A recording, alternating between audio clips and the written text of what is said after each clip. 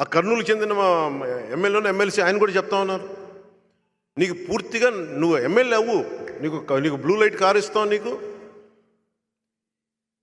ఒక గన్మ్యాన్ ఇస్తాం, కొన్ని సంతకాలు పెట్టడానికి అవకాశం ఇస్తామేమో, కానీ ప్రాక్సీ ఎమ్మెల్యే మావాడే ఉంటాడు, వాళ్ళ గుంపే ఉంటుంది. ఇంతకాడికి అధికారం ఎందుకు ఎమ్మెల్యే దేనికి? అలాంటి వ్యధ పడే ఈ రోజున మన శ్రీనివాసులు గారు, ఆరణి శ్రీనివాసులు గారు వ్యధతో బయటకు వచ్చాడు ఈ రోజున. వైసీపీ ప్రజాస్వామ్యంలో నువ్వు బతకనివ్వాలి కదా, ప్రజల చేత ఎన్నుకోబడ్డ వ్యక్తి కదా. రాయలసీమ నుంచి ప్రతిసారి 2008లో ఉండింది తెగింపు, 2008లో నేను తెగింపు చూశాను. ఆ రోజున 2024 వచ్చేటప్పటికి అందరూ భయపడుతూ ఉన్నారు. ఆ భయం అనే ఇనప తెరల్ని పగలగొట్టుకొని ఈ రోజున శ్రీనివాసులు గారు వచ్చారు. మనం గనుక ఈ రోజున గనుక మనం రాయలసీమని ఈ గుంపు నుంచి, జగన్ గుంపు నుంచి కనుక మనం రక్షించుకోకపోతే మన బిడ్డల్ని ఎవరు కాపాడలేరు. నిజంగా చెప్తున్నాను, ఇది చప్పట్లు కొట్టుకోవడానికో లేదు, నాకేం సరదా కాదు. పొద్దున్న లేస్తే చాలామంది సన్నాసుల చేత మాట అనిపించుకోవడం నాకు ఇష్టం లేదు. అవన్నీ నాకు సినిమాల్లో కూర్చుంటే నన్ను ఎవడు అండ అసలు. కానీ ఇవన్నీ దాటి నేను ఎందుకు వచ్చానంటే ఒక సుగాలి ప్రీతి తల్లి ఏడుపు కనిపిస్తుంది నాకు. అలాగే మన చిత్తూరుకు వస్తే ఒక అకారణంగా మన కొట్టేసాయి చంప మీద పడిన దెబ్బ నాకు కనిపిస్తుంది. ఈరోజు కనిపించింది, అంతకుముందు కనిపించిన దెబ్బలు ఎన్నో.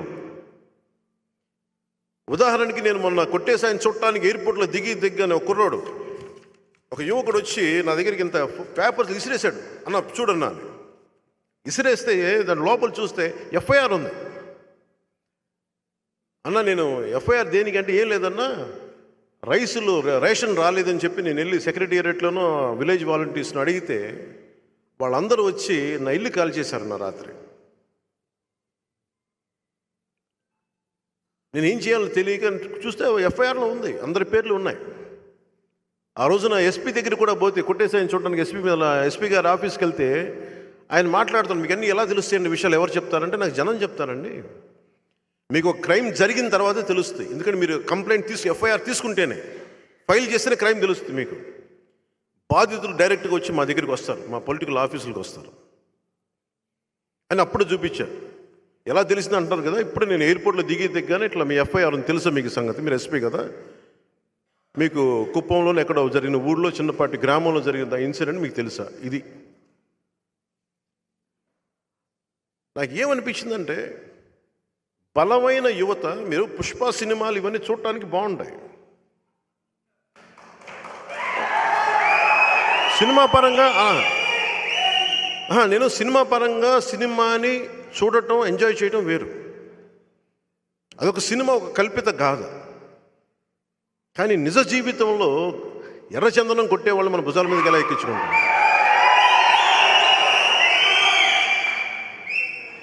అంటే అంత అకారం. నేను డబ్బులు సంపాదించుకున్న మార్గాలు బోల్డని ఉన్నాయి.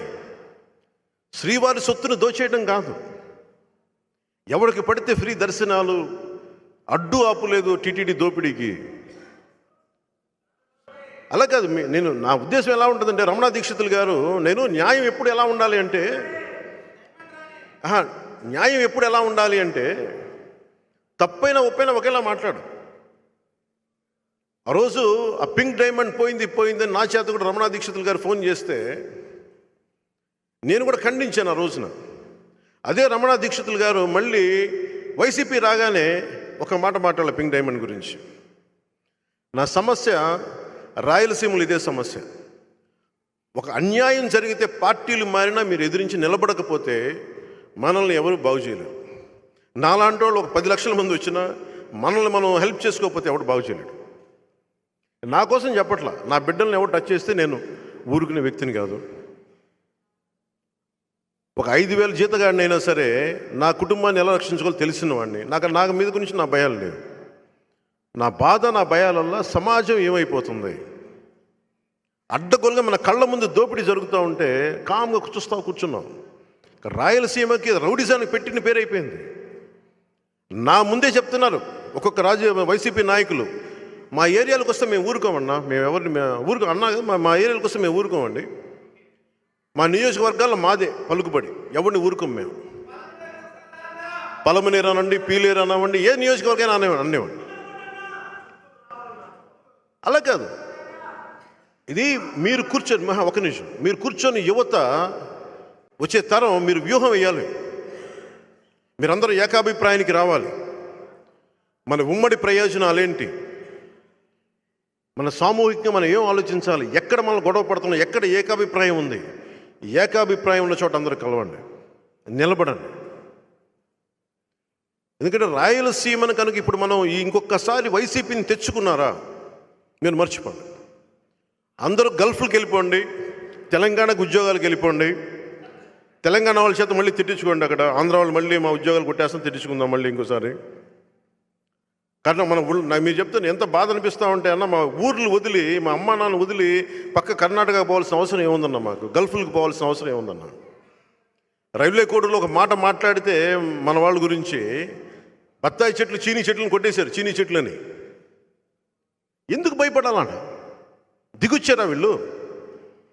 జగన్ మాట్లాడితే భయపెట్టేస్తాడు, మీకు అధికారం ఉంది అంటే నాకు తొడగొట్టడాలు ఇవన్నీ తెలియవు. నాకు తొడగొట్టడాలు, గుండెలు చీల్చుకోవాలి తెలియదు. కానీ నాకు నిజంగా ఒకటే అడగాలనిపిస్తుంది, మీరు కొడితేనే దెబ్బ, మేము కొడితే మీకు దెబ్బ తగలదా? మీరు కొడితేనే మా ఒంట్లోంచి రక్తం వస్తుందా? మేము కొడితే మీ ఒంట్లోంచి రక్తం రాదా? మీరు కొడితేనే ఎముకలు ఇరుగుతాయా? మేము కొడితే ఎముకలు, కాళ్ళు, కీళ్ళు ఇరగవా? మీకు ఇరుగుతాయి. ఎంతకాలం బానిస సంఖ్యలతో ఉంటారు కబంధ హస్తాలను ఆలోచించండి ఒకసారి. నేనున్నాను ఇక్కడ, నాకు పోగొట్టుకోవడానికి సమస్తం ఉంది, నాకు పెద్ద పేరు ఉంది, యాక్టింగ్ కెపాసిటీ ఉంది, డబ్బులు ఉన్నాయి, కుటుంబం ఉంది, బిడ్డలు ఉన్నారు. నా కోసం మాట్లాడట్లా, అన్నీ వదులుకొని ఎందుకు వస్తున్నానంటే నా కుటుంబం అనుకున్నాను. మన వాళ్ళందరూ, మన తెలుగు జాతి మన కుటుంబం అనుకొని వచ్చాను. నేను తగ్గున్నాను యాక్చువల్గా. మొన్నదాకా అందరూ సలహాలు ఇచ్చారు నాకు, నువ్వు ఎలా నిలబడాలి, ఎలా చేయాలని. అందరూ వైసీపీకి వెళ్ళిపోయారు. ఈరోజు పవన్ కళ్యాణ్ దగ్గర అన్నీ వస్తాయి ఐడియాలు, సీట్లు ఎన్నా తెలియదబ్బా నాకు. అన్నీ ఒకటి కాదు. నేను అనేది ఏంటంటే, నువ్వు రిజర్వేషన్ గురించి మాట్లాడినా, ఏమి మాట్లాడినా పద్ధతి ప్రకారం మాట్లాడండి. పింక్ డైమండ్ లాగా టీడీపీ ఆ ప్రభుత్వం ఉన్నప్పుడు ఒకలాగా, ఈ ప్రభుత్వం ఉన్నప్పుడు ఒకలాగా మాట్లాడకండి. నేనే ఉన్నా స్టీల్ ప్లాంట్ గురించి, వైజాగ్ స్టీల్ ప్లాంట్ గురించి. నేను భారతీయ జనతా పార్టీ ప్రధానమంత్రి గారితో అందరితో నాకు చక్కటి బంధాలు ఉండి కూడా స్టీల్ ప్లాంట్ దగ్గరికి వచ్చినప్పటికీ నా అభిప్రాయం చాలా బలంగా తెలియజేస్తాను. ప్రజా సమస్యను తీసుకెళ్ళగలిగా. అక్కడ నేనే సన్నాయి నొక్కల. అందుకని ఈ రోజున మనకు కావాల్సింది కన్వీనియంట్గా మాట్లాడే వ్యక్తులు కాదు, నిలబడే వ్యక్తులు కావాలి.